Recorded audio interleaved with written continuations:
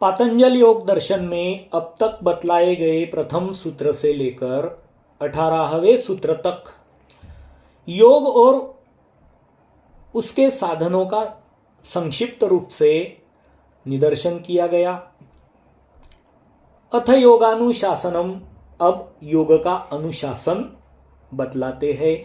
यहां से शुरुआत की गई। योगश्चित्तवृत्ति निरोधात्, चित्तवृत्ति का निरोध हो जाना ही सामान्यतया योग का लक्षण बतलाया गया। और तदा द्रष्टु स्वरूपे अवस्थानम, तदा यानी तब, द्रष्टु यानी चेतन स्वरूप निर्गुण जीवात्मा, दृष्टा देखने वाला, वह योगश्चित्तवृत्ति निरोधात्, चित्तवृत्ति स्वरूप योग को उपलब्ध हो जाने पर या योग का दीर्घकाल निरंतर सत्कार पूर्वक सेवन करने से चित्तवृत्ति का निरोध हो जाने पर द्रष्टु, वह दृष्टा, स्वरूपे अवस्थानम, अपने स्वरूप में अवस्थित हो जाता है।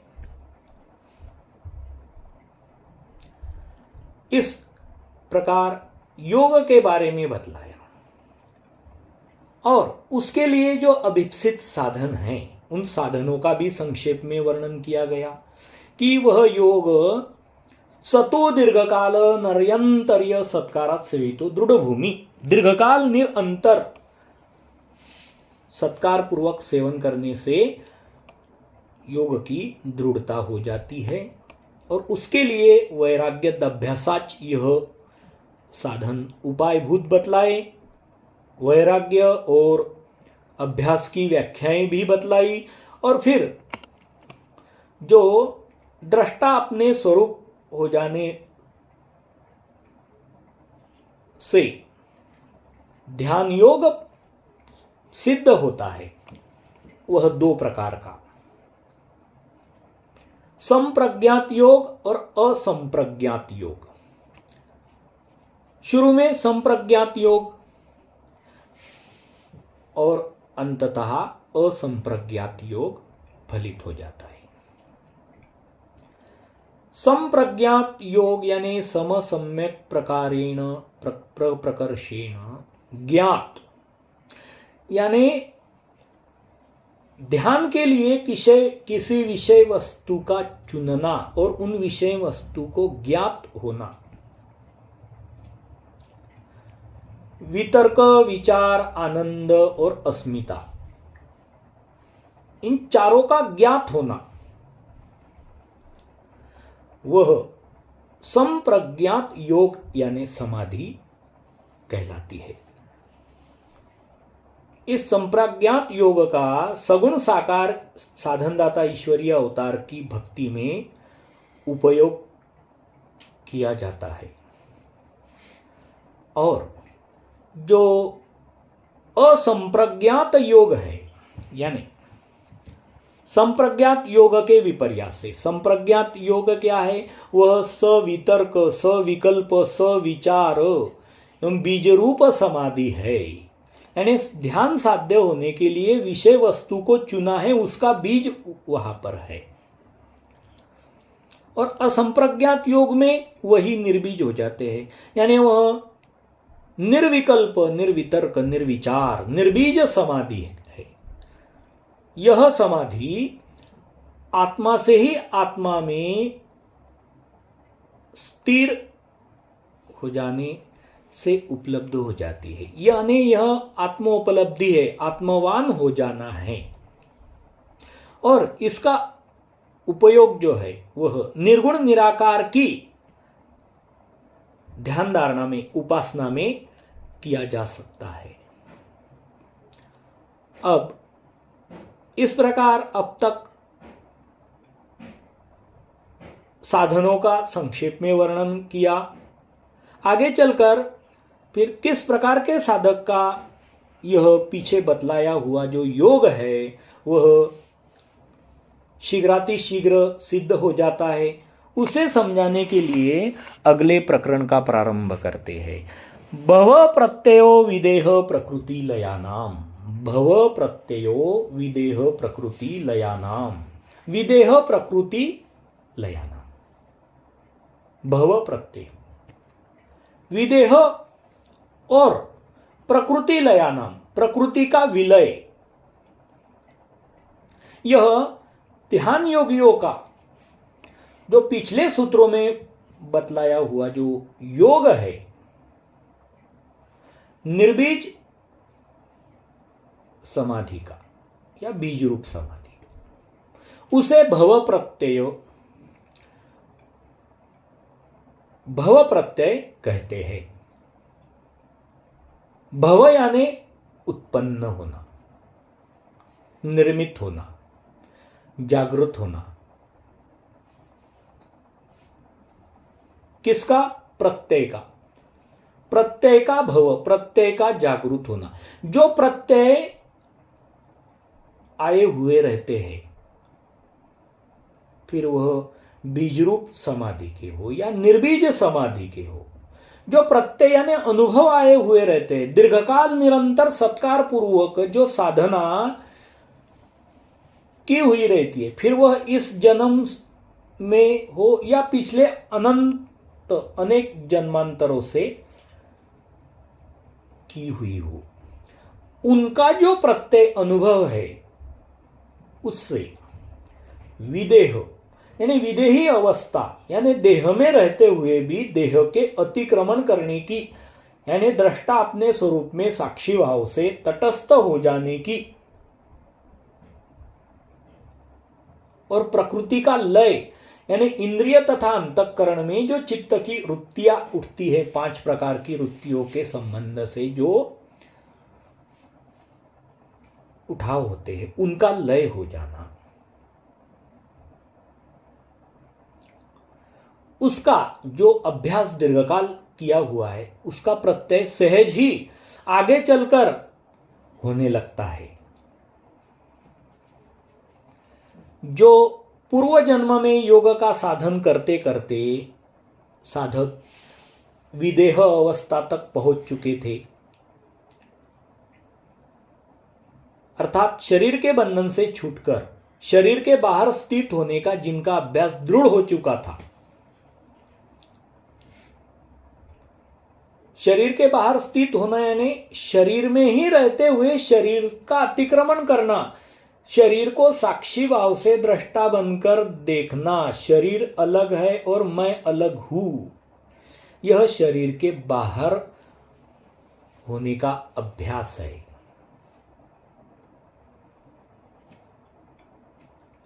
वैसे आत्मा शरीर में है ही नहीं, शरीर में होने स्वरूप का आभास मात्र है। जैसे पृथ्वी और आकाश जहां मिले हुए नजर आते हैं उसे क्षितिज रेखा कहते, ऐसे ही व्यक्तित्व जो है शरीर और आत्मा का जोड़, वह एक प्रकार का आभास है। शरीर तक आत्मा कभी पहुंची नहीं और आत्मा तक शरीर कभी पहुंचा नहीं, लेकिन जो वृत्तियां है उसके तादात्म्य से ऐसा आभास होता है कि मैं ही व्यक्तित्व हूं, वृत्तियों के भाव मैं ही हूं, ऐसे लगने लग जाता है। अतएव आत्मा तो अचल स्थाणु ध्रुव स्वरूप है,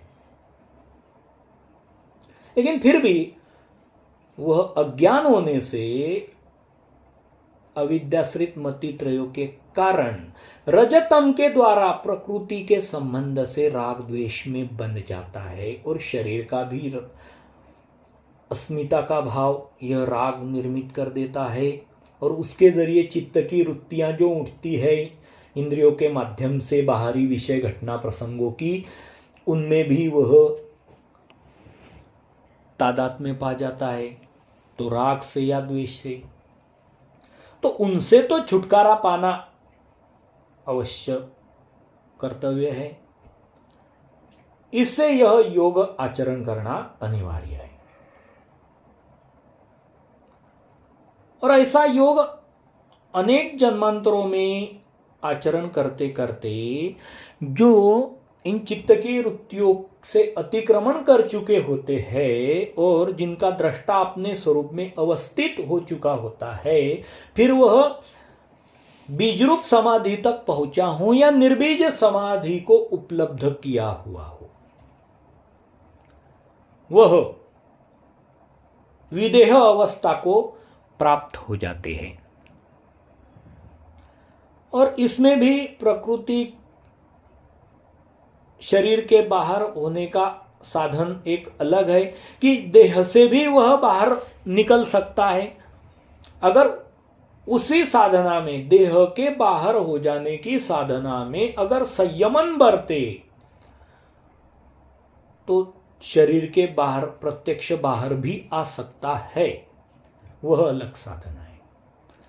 लेकिन यहां पर जो प्रारंभिक अभिप्रेत है, यह विदेह अवस्था, देह होते हुए भी देह की तादात्म्यता निवृत्त हो जाना, देह का अतिक्रमण करना, देह को दृश्य की तरह देखना, देह, इंद्रिया, मन, बुद्धि, चित्त, अहंकार, उनमें उठने वाली जो वृत्तियां है,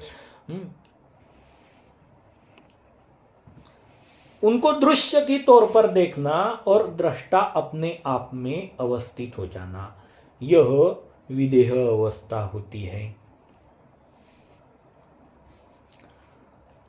ऐसे साधन आचरण करते करते प्रकृति लय की स्थिति जो प्राप्त कर चुके होते हैं, प्रकृति लय यानी जो इंद्रियों के द्वारा अंतःकरण में जो संस्कार निर्माण हुए रहते हैं, चित्त की वृत्तियों के, उस प्रकृति का जिनमें लय हो चुका होता है। लेकिन अब उनको कैवल्य पद की प्राप्ति नहीं हुई रहती, उनका साधन अभी अपूर्ण है, वह कैवल्य पद की प्राप्ति के योग से भ्रष्ट हो चुके रहते हैं और बीच में ही उनको मृत्यु आ गई।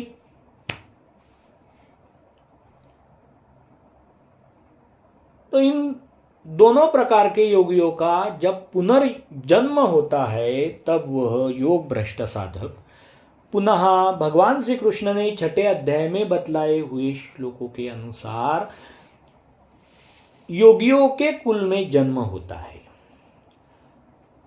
अथवा योगी नामेव कुले भवति धीमताम। भगवान श्री कृष्ण अर्जुन को मेरा भक्त या योगी पुरुष कोई भी कल्याण का मार्ग चुना हुआ दुर्गति को प्राप्त नहीं होता, यह आश्वासन देते हुए बतलाते हैं कि वह उसकी गति क्या होती है। फिर प्राप्य पुण्य कृताम लोकानुषित्वा शाश्वती समा, वह महान पुण्य से प्राप्त होने वाले शाश्वत सम लोक को, यानी आदि शक्ति चैतन्य माया के चिज्जड़ सुख फल को, चैतन्य फल मोक्ष तुल्य होए परिच्युतियादुष, वो मोक्ष तुल्य ब्रह्म तुल्य आनंद, शाश्वत समलोक को निश्चित्वा प्राप्त होकर फिर शुचिनाम श्रीमताम गेहे, वह शुद्ध अंतःकरण वाले श्रीमताम मान्यतावान गेहे घर में वह योग भ्रष्टो अभिजायते, जिनका योग अपूर्ण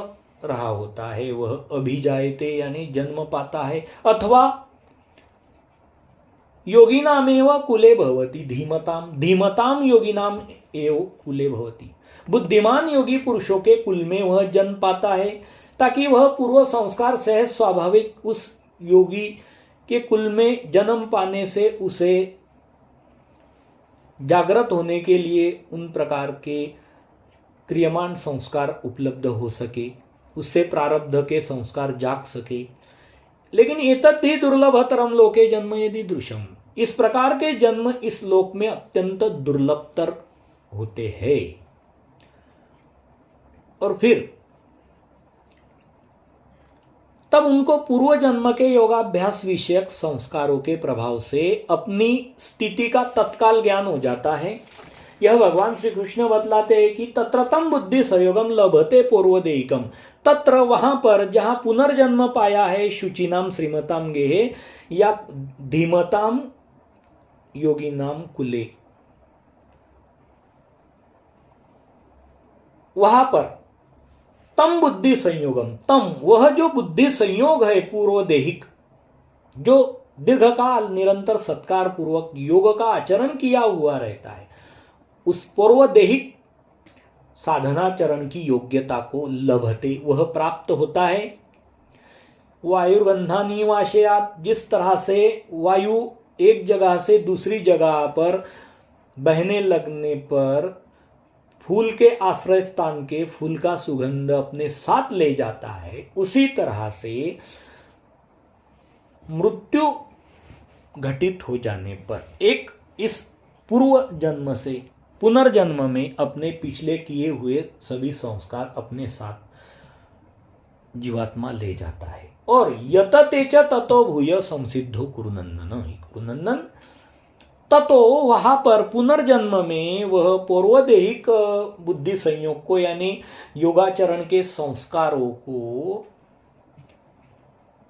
फिर वह योग ध्यान योग का आचार किया हो या ज्ञान योग से जागरण समझ बुद्धि का विकास स्वरूप योग आचरण किया हो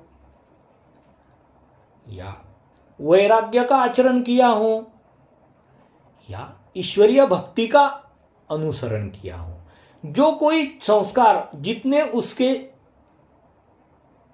सिद्ध हुए होते हैं, वही संस्कार उसे अगले जन्म में उपलब्ध होते हैं।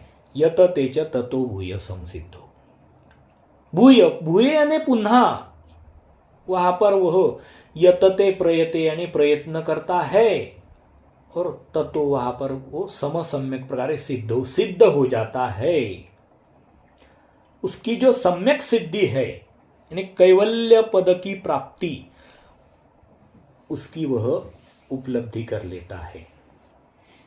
पूर्वाभ्यासेन तेनैव ह्रियते वशोऽपि स, पूर्व अभ्यासेन, पूर्व जन्मांतरों में किए हुए अभ्यास और वैराग्य के आचरण से या ज्ञान भक्ति वैराग्य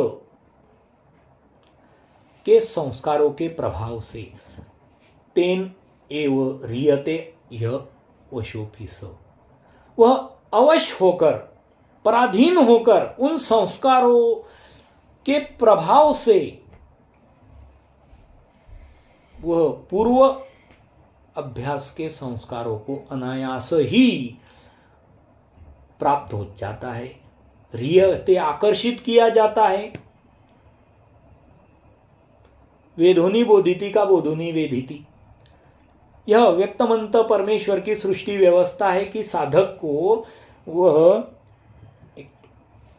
वेद देते हैं, फिर बोध प्रदान करते हैं, बोध देते हैं, फिर वेद प्रदान करते हैं। कोई न कोई शुचिनाम श्रीमताम गे या धीमताम योगी कुले, ऐसे शुद्ध अंतःकरण वाले मान्यतावान घर में पैदा करवाकर या बुद्धिमान योगी पुरुष के कुल में जन्माकर उसको सहायता करते हैं और उसके वह संस्कार वापस पुनः जागृत हो जाते हैं। और वह जिज्ञासुर अपि योगस्य शब्द ब्रह्माति वर्तते, वह योग की जिज्ञासा करते हुए शब्द ब्रह्म का अतिक्रमण कर डालता है। यानी उसने जो कुछ सुना हुआ होता है और जो सुनने को शेष रहा होता है, उससे वह निर्वेदम गंतासी, निर्वेद को उपलब्ध हो जाता है। और वह अस्तित्वगत उपलब्धि से जो संस्कार है उनसे जागृत होता है और साधन में अनुरत हो जाता है। सिर्फ शास्त्र संबंधी शब्द विचार के ख्याली पुलाव में ही नहीं भटकता रहता, उसका वह अतिक्रमण कर डालता है।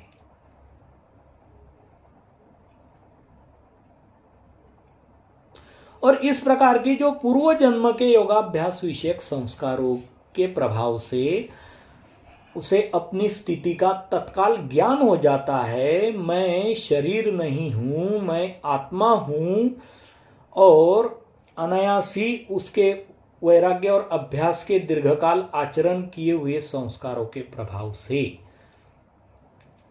उसके चित्त की वृत्तियों का निरोध हुआ रहता है और उसका दृष्टा अपने स्वरूप में अवस्थित हुआ रहता है। उसका सहज ही आत्म जागरण हो जाता है।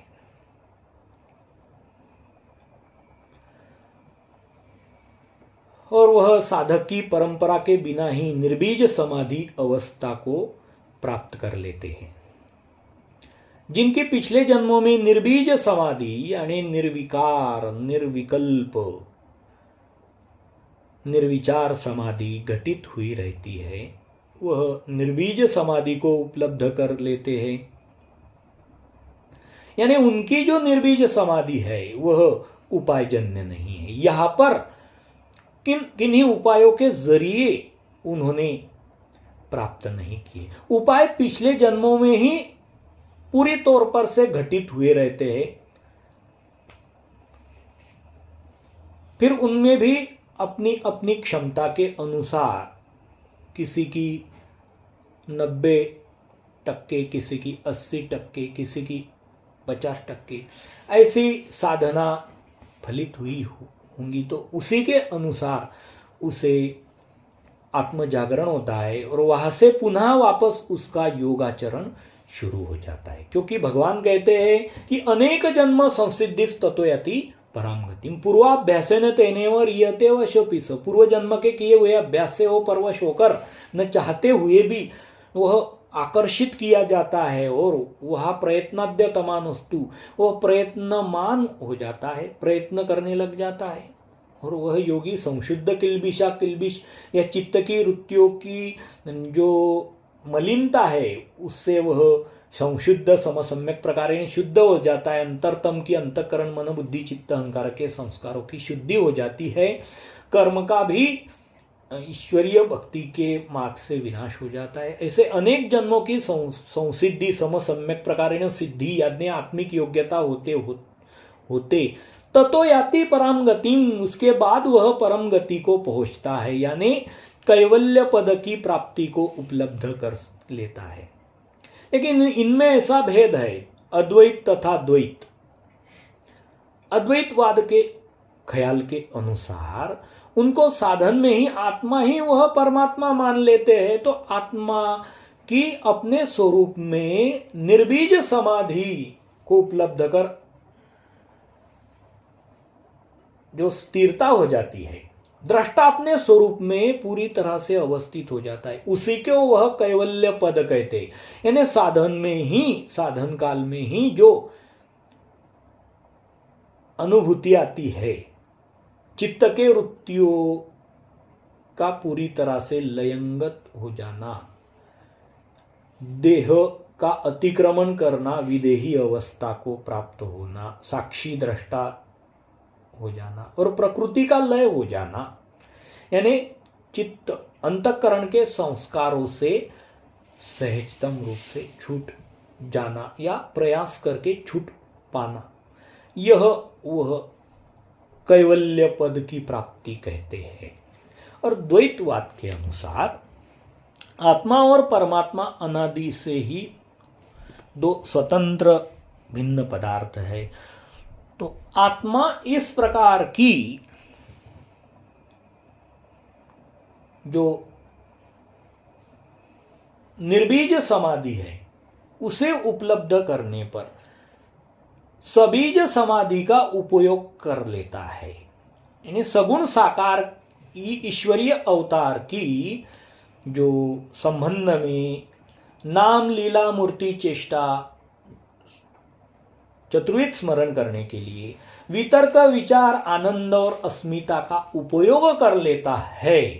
अस्मिता मैं कुछ हूं, मैं भृत्य हूं और वह मेरा स्वामी है, इस तरह के विचार और इस तरह की अस्मिता, ईश्वर मेरा है और मैं ईश्वर का हूं, इस प्रकार के विचार, इस प्रकार के वितर्क और उसके संबंध में जो आर्तता, तर्मण, वियोग, यह जो भाव है या परम श्रद्धा से भरकर ईश्वर के प्रेम भक्ति में रसमग्न तल्लीन होने का आनंद है। यह सब बीजरूप समाधि है। विचार, विकल्प यानी ऑप्शन, विकल्प यानी यहां पर विपरीत कल्पना नहीं। तो कोई साधन लिया है उसने इस जन्म मृत्यु के भवसागर से तर जाने के लिए, साधनदाता ईश्वरीय अवतार की प्रेम भक्ति में उतरने के लिए उसने यह विकल्प यानी साधन का आश्रय किया हुआ है। तो ऐसे यह बीजरूप समाधि का उपयोग साधक निर्बीज समाधि को उपलब्ध हो जाने पर करता है।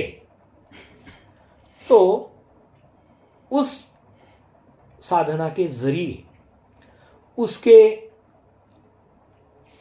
जीव स्वरूप पर लगे हुए पिछले गत अनंत जन्मांतरों के पाप तथा पुण्यरूप कर्म लेपों का परिक्षालन हो जाता है, विनाश हो जाता है। किंचित दुखे पाप राशि नासेती, आनंदे पुण्य राशि नासेती।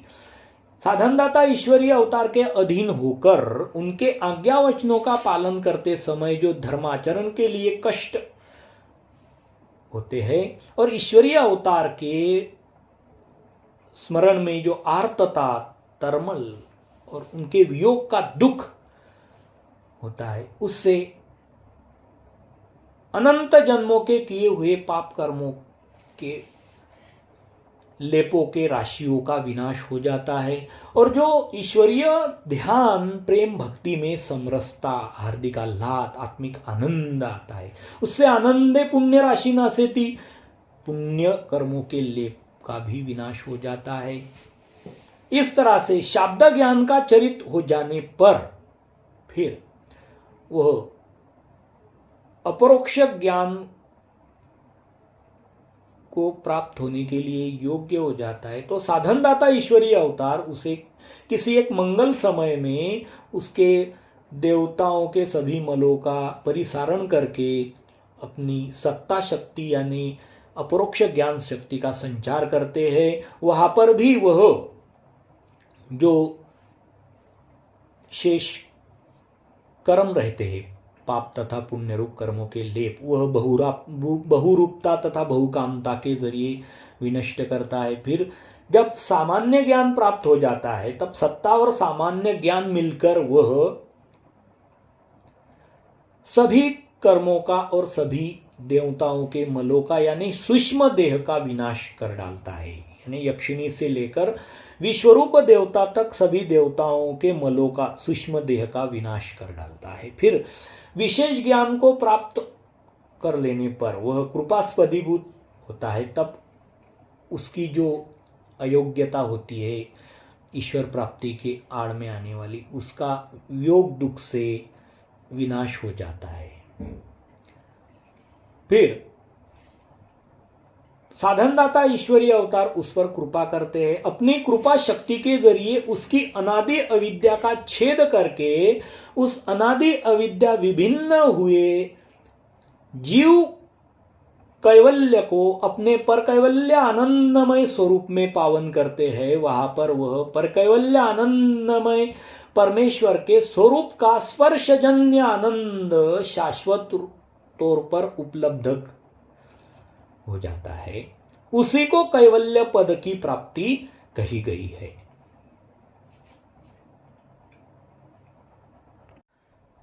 अब ये जो प्रस्तुत सूत्र है, भव प्रत्ययो विदेह प्रकृति लयानाम, विदेह प्रकृति लयानाम भव प्रत्यय, विदेह और प्रकृति का लय वह भव प्रत्यय कहलाता है। भव यानी जो उत्पन्न हुए संस्कार है पिछले जन्मों के, उनका प्रत्यय अगले जन्म में आ जाता है। किस तरह से? विदेह और प्रकृति के लय।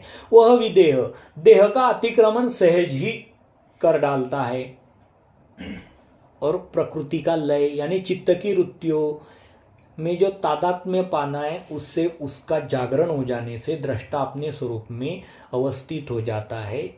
तो चित्त की वृत्तियों का लय हो जाता है। अवचेतन प्रकृति में जो संस्कार दबे पड़े हुए होते हैं उनका विलय हो जाता है।